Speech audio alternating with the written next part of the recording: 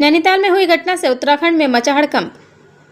बताते चले कि खटीमा में लव जिहाद की हत्या और नैनीताल में बालिका से दुष्कर्म की घटनाओं से उत्तराखंड में हड़कंप मच गया।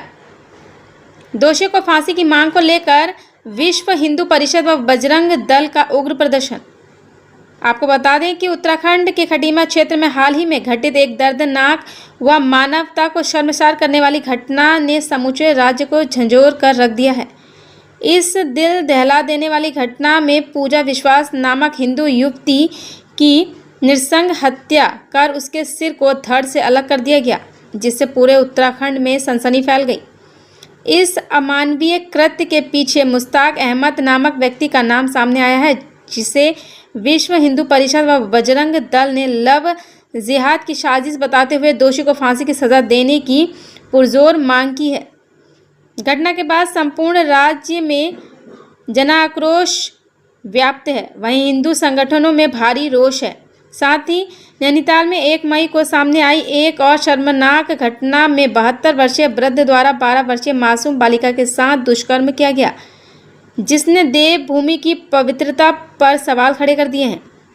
इन दोनों घटनाओं से समाज में भय व असुरक्षा का माहौल उत्पन्न हुआ है, जिसे लेकर विश्व हिंदू परिषद व बजरंग दल के कार्यकर्ताओं ने सितारगंज में उग्र प्रदर्शन किया और राज्य सरकार व पुलिस प्रशासन से सख्त कार्रवाई की मांग की। प्रदर्शन के दौरान कार्यकर्ताओं ने यह भी मांग की कि राज्य में किराएदारों का सख्ती से सत्यापन हो और जिन भवन स्वामियों ने मकान या दुकान किराए पर दिए हैं, उनकी सूची के साथ किराएदार की सत्यापित जानकारी दुकान या मकान में चस्पा की जाए, ताकि भविष्य में इस प्रकार की घटनाओं की पुनरावृत्ति रोकी जा सके। उन्होंने चेतावनी दी कि जब तक दोषियों को फांसी की सज़ा नहीं मिलती और पीड़ितों को न्याय नहीं मिलता, तब तक पूरे प्रदेश में विरोध प्रदर्शन जारी रहेंगे। प्रदर्शन में विश्व हिंदू परिषद के प्रांत सह मंत्री रणदीप सिंह पोखरिया, बजरंग दल के प्रांत सह संयोजक पूरन चंद जोशी, विश्व हिंदू परिषद सितारगंज प्रखंड के अध्यक्ष अजय भगत सहित सैकड़ों कार्यकर्ता व स्थानीय जनमानस शामिल रहे। सभी ने एक स्वर में मांग की कि देवभूमि की बेटियों की रक्षा व सामाजिक सुरक्षा सुनिश्चित करने के लिए सरकार कठोर कानून लागू करे और ऐसे दरिंद्रों को शीघ्र फांसी की सजा दी जाए।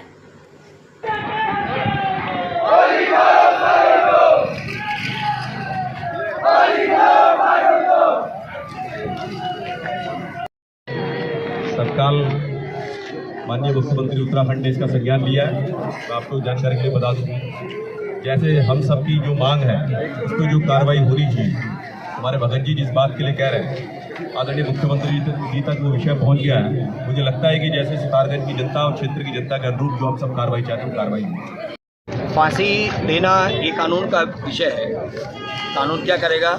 लेकिन मैं जो आज सड़कों पे जो लोग निकले हैं, सामान्यतः मीडिया समाज इस पूरी घटना को एक क्राइम दिखा रहा है। क्राइम माने कि व्यक्ति के मन में आया उसने क्राइम कर दिया, लेकिन एक क्राइम नहीं है।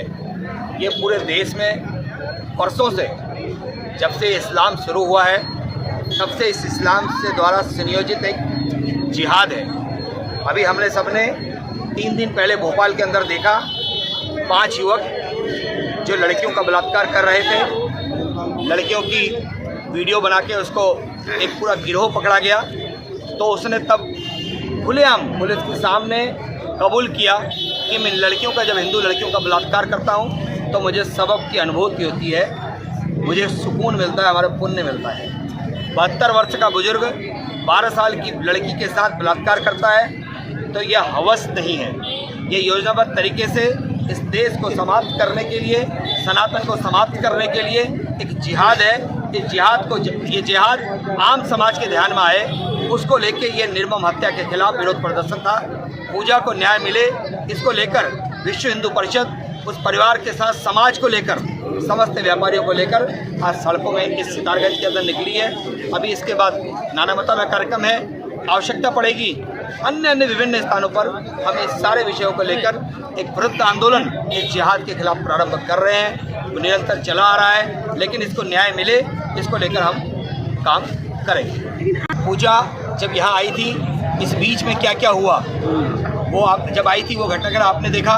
उसके बाद पूजा उसके साथ दिल्ली चली गई, फिर खटीमा आ गई। ये बीच का जो घटनाक्रम है, इसमें कौन लोग बीच में थे, किन लोगों ने उस व्यवस्था को बनाया, क्योंकि उसमें निश्चित रूप से एक पक्ष को देखते हुए हम बातचीत करेंगे तो समाज के बहुत सारे लोग इसमें सम्मिलित होंगे।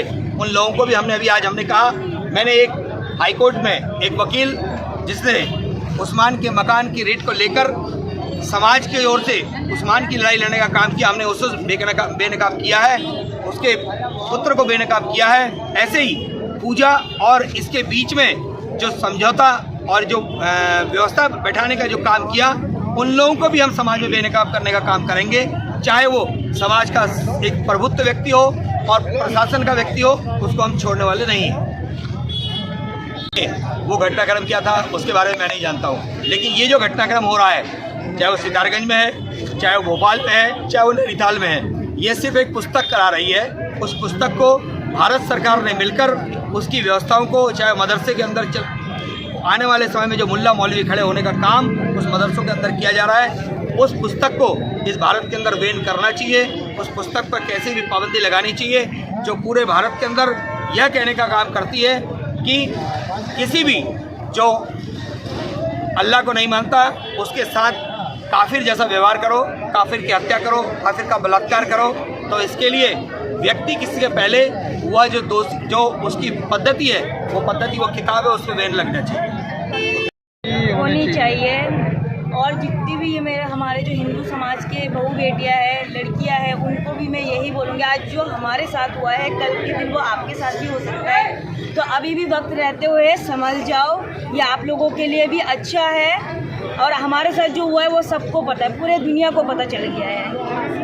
मैं करूँगी कि उसे फांसी की सज़ा दिलवाई। बात सुनो एक बार सभी। मैं तो यही कहूँगी, जो हमारे सितारगंज जो पुलिस कर्मी है, इन्होंने बहुत अपने तरफ से ढील दिखाई। अगर उस टाइम एक्शन ले गया होता तो आज उसके साथ यह हशर नहीं हुआ होता।